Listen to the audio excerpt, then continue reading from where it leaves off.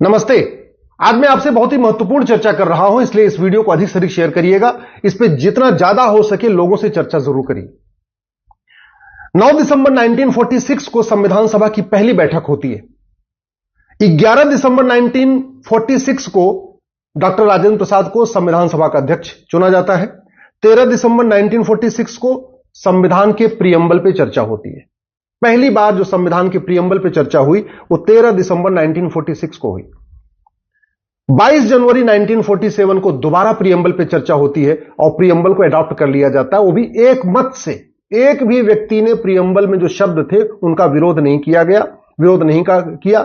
सबने बोला भाई भारत एक लोकतांत्रिक देश है, भारत एक संप्रभु भारत है, भारत में सबको इक्वलिटी होगी, सबको जस्टिस होगी, सबको लिबर्टी होगी, सबको फ्रेटर्निटी होगी, यूनिटी नेशनल इंटीग्रेशन होगा, यानी समता समानता समरसता। इसको संविधान का बेसिक स्ट्रक्चर बना दिया गया प्रियम्बल में डाल के। 22 जुलाई 1947 को नेशनल फ्लैग जो तिरंगा झंडा है ये एक्सेप्ट हो गया। 29 अगस्त 1947 को डॉक्टर अंबेडकर को जो हमारी ड्राफ्टिंग कमेटी थी उसका चेयरमैन बनाया गया। अब लगभग एक साल के बाद 15 नवंबर 1948 को प्रोफेसर केटी शाह साहब ने एक अमेंडमेंट मूव किया। प्रोफेसर केटी शाह साहब विदेशों में पढ़े हुए थे, उनको सोशलिस्ट वर्ड से बहुत लगाव था, सेकुलर वर्ड से बहुत लगाव था, फेडरल वर्ड से बड़ा लगाव था। तो उन्होंने कहा कि संविधान के आर्टिकल 1 में जहां इंडिया दैट इज भारत लिखा हुआ है वहां पे सोशलिस्ट, सेकुलर और फेडरल ये 3 वर्ड आने चाहिए। दिन में चर्चा हुई और उनका प्रस्ताव एक मत से डिक्लाइन कर दिया गया, रिजेक्ट कर दिया गया। 3 दिसंबर 1948 को प्रोफेसर केटी शाह साहब ने दोबारा एक प्रस्ताव पेश किया कि संविधान के आर्टिकल 18 में सेकुलर शब्द जोड़ दिया जाए। दिन में चर्चा हुई और एक मत से संविधान सभा ने उनके उस प्रस्ताव को भी रिजेक्ट कर दिया। 6 दिसंबर 1948 को फिर चर्चा हुई कि क्या सेकुलर आना चाहिए कि नहीं आना चाहिए, सोशलिस्ट आना चाहिए कि नहीं आना चाहिए। पंडित लोकनाथ मिश्रा ने बोला ये बहुत स्लिपरी फ्रेज है, अगर हमने सेकुलर डाला हमारे संविधान में हमारी संस्कृति को बर्बाद कर देगा।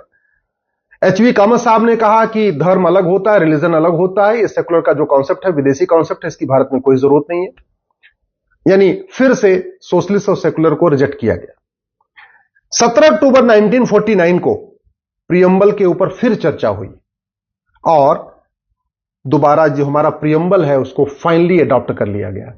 यानी 13 दिसंबर को चर्चा हुई, उसके बाद 22 जनवरी को चर्चा हुई 1947 को, 15 नवंबर 1948 को चर्चा हुई, 3 दिसंबर 1948 को चर्चा हुई, 6 दिसंबर 1948 को चर्चा हुई। इतनी लंबी चर्चा के बाद फिर 17 अक्टूबर 1949 को संविधान का प्रियम्बल फाइनली अडॉप्ट किया गया और उसमें न सोशलिस्ट था न सेकुलर था। 26 नवंबर 1949 को हमने दोबारा संविधान अपना एक्सेप्ट कर लिया, जिसको हम संविधान दिवस के रूप में मनाते हैं। 24 जनवरी 1950 को राष्ट्रगान पे चर्चा हुई और यह कहा गया कि भाई जनगण मन और वंदे मातरम दोनों हमारे राष्ट्रगान होंगे, दोनों को बराबर सम्मान मिलेगा। यह अलग बात है कि वंदे मातरम को सम्मान नहीं मिलता। 25 जनवरी 1950 को संविधान सभा भंग हो गई। 26 जनवरी को हम रिपब्लिक डे मनाते हैं, हम सब लोग मनाते रहते हैं। अब इसके आगे जरा देखिए कैसे संविधान की धज्जियां उड़ाई जा रही हैं। 1967 में गोलकनाथ केस में सुप्रीम कोर्ट ने कहा कि जो प्रियम्बल में जो शब्द लिखे हुए हैं ये बेसिक स्ट्रक्चर है और कोई भी सरकार और पार्लियामेंट इस बेसिक स्ट्रक्चर से छेड़छाड़ नहीं कर सकती। इंदिरा जी को बहुत गुस्सा आया, लेकिन उस समय कुछ कर नहीं पाई क्योंकि उस समय कांग्रेस में विभाजन वगैरह हुआ था। 1971 में दोबारा चुनाव होता है, गरीबी हटाओ का नारा देती है इंदिरा जी और उनको 352 सीट मिल जाती है। 1971 में 352 सीट उनको मिलती तो है, लेकिन इंदिरा जी रायबरेली में हार जाती है। ऑफिशियली नहीं हारती हैं, बाद में उनको जिता दिया जाता है। और वो जो धांधली होती है 1971 में रायबरेली के लोकसभा क्षेत्र में, उसको राजनारायण जी हाईकोर्ट में चैलेंज करते हैं। हाईकोर्ट में वो मुकदमा चल रहा होता है, इलेक्शन पिटीशन फाइल करते हैं। इस बीच में न्यायपालिका और विधायिका के बीच में, कार्यपालिका के बीच में टकराहट शुरू हो जाती है। 1971 में जैसे इंदिरा जी को 352 सीट मिलती है, वैसे वो सुप्रीम कोर्ट का जो गोलकनाथ केस था उसका जो फैसला पलटने के लिए 24वां संविधान संशोधन पेश कर देती हैं और कहती है नहीं, हमें अधिकार है, हम संविधान में जहां मन करे वहां बदलाव करें। जबकि गोलकनाथ केस में सुप्रीम कोर्ट ने कहा कि आप फंडामेंटल राइट चेंज नहीं कर सकते, प्रियम्बल को चेंज नहीं कर सकते। उसके बाद 1973 में बहुत फेमस एक जजमेंट आता है, इसको केशवानंद भारती केस कहते हैं। 1973 में सुप्रीम कोर्ट में टोटल 13 जज हुआ करते थे। उस समय टोटल जो स्ट्रेंथ थी सुप्रीम कोर्ट की 13 जजों की थी, और केशवानंद भारती केस को पूरे के 13 जजों ने एक साथ सुनवाई किया। यानी उस समय जब केशवानंद भारती चल रहा था तो कोई भी जज बाहर नहीं था, 13 के 13 जज केशवानंद भारती केस को सुन रहे थे। फैसला आया 7-6 से। 7 जजों ने कहा कि सरकार या संसद कॉन्स्टिट्यूशन के बेसिक स्ट्रक्चर को नहीं बदल सकती, और बेसिक स्ट्रक्चर का मतलब प्रीएम्बल। 6 जजों ने कहा कि नहीं, सरकार चाहे, संसद चाहे तो बेसिक स्ट्रक्चर को बदल सकती है, यानी फंडामेंटल राइट को बदल सकती है, प्रीएम्बल को बदल सकती है। लेकिन माइनॉरिटी था जो कह रहे थे बदल सकते हैं, मेजॉरिटी कह रहे थे कि नहीं बदल सकते। इंदिरा जी ने उसी गुस्से में जो माइनॉरिटी का जजमेंट दिया था मिस्टर एएन रे ने, उनको चीफ जस्टिस बना दिया। उनके सीनियर 3 जजों को ओवर रूल किया। उनसे ऊपर 3 और सीनियर जज थे जिनको चीफ जस्टिस बनना चाहिए था, उनको नहीं बनाया। क्यों? क्योंकि उन्होंने सरकार के खिलाफ फैसला दिया था। हां, जस्टिस एएन रे साहब को चीफ जस्टिस बना दिया। क्यों? क्योंकि उन्होंने सरकार के पक्ष में फैसला दिया था। 12 जून को 12 जून को फैसला आता है इलाहाबाद हाईकोर्ट का, और इलाहाबाद हाईकोर्ट ने फैसला दे दिया जस्टिस जगमोहन सिन्हा साहब ने, ये जो रायबरेली में जो चुनाव हुआ है ये अवैध है, और इंदिरा गांधी की लोकसभा की सदस्यता को खत्म कर दिया। और इलाहाबाद हाईकोर्ट में जस्टिस सिन्हा साहब ने यह भी कहा कि अब इंदिरा गांधी अगले 5 साल तक चुनाव भी नहीं लड़ सकती। उस फैसले को चैलेंज किया सुप्रीम कोर्ट में। 24 जून को सुप्रीम कोर्ट में थोड़ी सी रोक तो लगाई, लेकिन हाईकोर्ट का पूरा नहीं फैसला पलटा। उससे गुस्से में आके अगले दिन 25 जून को इंदिरा गांधी ने इमरजेंसी घोषित करवा दिया। आप जरा ध्यान से, डेट में आपको इसलिए बता रहा हूं, आपको पूरी बैकग्राउंड पता हो जाए। 25 जून 1975 को इमरजेंसी घोषित हो जाती है। 18 मार्च 76 को लोकसभा का टेन्योर खत्म हो जाता है, क्योंकि चुनाव 71 में हुआ था, लोकसभा चुनाव 5 साल के लिए होता है, तो मार्च 76 में लोकसभा का टेन्योर भी खत्म हो जाता है। एक एडीएम जबलपुर केस आता है। एडीएम जबलपुर केस में 4 जज कहते हैं कि सरकार चाहे तो फंडामेंटल राइट को भी खत्म कर सकती है, उसको बदल सकती है। उसमें एक जज थे जस्टिस एचआर खन्ना साहब, उन्होंने बोला नहीं, सरकार यह काम नहीं कर सकती है। उसका परिणाम यह हुआ कि उनके जूनियर जज को, बेग साहब को, चीफ जस्टिस इंदिरा गांधी ने बना दिया, और जस्टिस एचआर खन्ना साहब ने रिजाइन दे दिया। 18 मार्च को लोकसभा का टेन्योर खत्म हो जाता है, और 18 दिसंबर 76 को संविधान के प्रियम्बल में वो 2 शब्द जोड़े जाते हैं, सोशलिस्ट और सेकुलर, जिसको संविधान सभा ने 3 बार रिजेक्ट कर दिया था। ये जो प्रियम्बल फाइनल हुआ, 6 दिन सुनवाई, 6 दिन पूरी बहस के बाद फाइनल हुआ। प्रस्ताव 3 बार आए सोशलिस्ट सेकुलर जोड़ने के लिए, उसको संविधान सभा ने रिजेक्ट किया, और इंदिरा गांधी ने 18 दिसंबर 76 को वही सोशलिस्ट सेकुलर संविधान में जोड़ दिया। 18 दिसंबर 76 को संविधान सभा नहीं थी, क्योंकि संविधान सभा तो 25 जनवरी 1950 को ही खत्म हो गई थी। 18 दिसंबर 76 को लोकसभा नहीं थी, क्योंकि लोकसभा का टेन्योर 5 साल का मार्च में ही पूरा हो गया था 76 में, तो लोकसभा भी खत्म हो चुकी थी। विपक्ष के सारे नेता जेल में थे।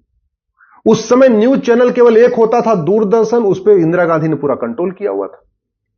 जो अखबार उनके खिलाफ लिख रहे थे, इस इमरजेंसी के खिलाफ, उनका बिजली पानी का कनेक्शन काट दिया गया था। तो जितने अखबार इंदिरा सरकार के जो ये तानाशाही रवैये के खिलाफ कुछ लिखते थे, उनका बिजली पानी का कनेक्शन ही काट दिया जाता था। अब इंदिरा जी ने बदल दिया, और आज की डेट में वही कांग्रेस के नेता, खासतौर पे राहुल गांधी, संविधान बचाने की बात कर रहे हैं, लोकतंत्र बचाने की बात कर रहे हैं, जिसका गला 76 में घोटा जा चुका है। इमरजेंसी के दौरान न लोकसभा थी, न संविधान सभा थी, और प्रियम्बल पे डेट क्या चल रही है? प्रियम्बल पे डेट अभी भी 26 नवंबर 1949 की डेट चल रही है। 2 शब्द जोड़ दिए उन्होंने, संविधान का मूल ढांचा बदल दिया, और वो भी बैक डेट में 1949 की, क्योंकि संविधान सभा में जो डेट पड़ी वो 26 नवंबर 1949 पड़ा हुआ है, वो डेट भी नहीं बदली। इसको हमने सुप्रीम कोर्ट में चैलेंज किया है। सवाल यह है कि अगर सरकार को और संसद को इस संविधान के प्रियम्बल को बदलने का अधिकार मिल जाएगा तो इसका कोई अंत नहीं होगा।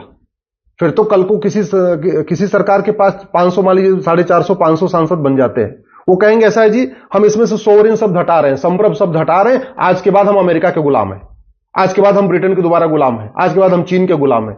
फिर तो कह सकते हैं। अगर संविधान में कोई शब्द जोड़ने का अधिकार सरकार को मिल जाएगा या संसद को मिल जाएगा, फिर तो घटाने का भी अधिकार मिल जाएगा।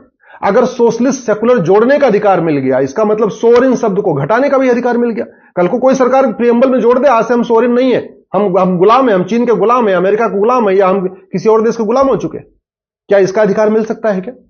अगर वास्तव में सोवरेन से अगर सरकार को प्रियम्बल में सोवरेन सोशलिस्ट और सेकुलर जोड़ने का अधिकार मिल गया, तो कल को डेमोक्रेसी निकालने का भी अधिकार मिल जाएगा। कल को सरकार कोई कहेगी जी अब प्रियम्बल में डेमोक्रेसी नहीं रहेगी, भारत में लोकतंत्र नहीं रहेगा, फिर क्या होगा? कल को जस्टिस निकाल दे, अब लोगों को न्याय नहीं मिलेगा, या न्याय भी मिलेगा तो रिलीजन के आधार पर मिलेगा, मुस्लिम्स को इतने दिन में न्याय मिलेगा, हिंदू को इतने दिन में न्याय मिलेगा। ये अलाउ कर सकते हैं क्या? कल को कोई सरकार आए इसमें इक्वल अपॉर्चुनिटी जो शब्द लिखा हुआ है प्रियम्बल में उसको निकाल दे, बोले अब सब लोग समान नहीं, सबको समान अवसर नहीं मिलेगा, माइनॉरिटी को पहला हक मिलेगा, मेजॉरिटी को बाद में मिलेगा, भारत के संसाधनों पर पहला हक माइनॉरिटी का रहेगा, फिर तो ये भी जोड़ा जा सकता है। अगर सोशलिस्ट सेकुलर जोड़ा जा सकता है, फिर तो कल को प्रियम्बल में शरिया भी जोड़ा जा सकता है, कल को प्रियम्बल में हिंदू राष्ट्र भी जोड़ा जा सकता है, कल को प्रियम्बल में घटाया भी जा सकता है, डेमोक्रेसी भी निकाला जा सकता है, कुछ भी हो सकता है ना फिर तो।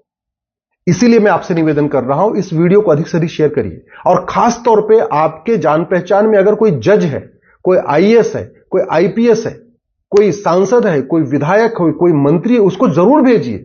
ये बहुत बड़ा खतरा है। इसलिए इस प्रियम्बल को दोबारा ओरिजिनल प्रियम्बल एडॉप्ट करना जरूरी है। ये जो इतना बड़ा हमारे संसदीय महापाप हुआ है 1976 में, उसको ठीक करना जरूरी है। हां, ये अलग बात है, उसको ठीक करने के लिए स्वाभाविक सी बात है 2/3 बहुमत चाहिए होगा, दोबारा सोशलिस्ट और सेकुलर शब्द निकालने के लिए 2/3 बहुमत चाहिए होगा, लेकिन चाहिए तो चाहिए, इसको निकालना जरूरी है।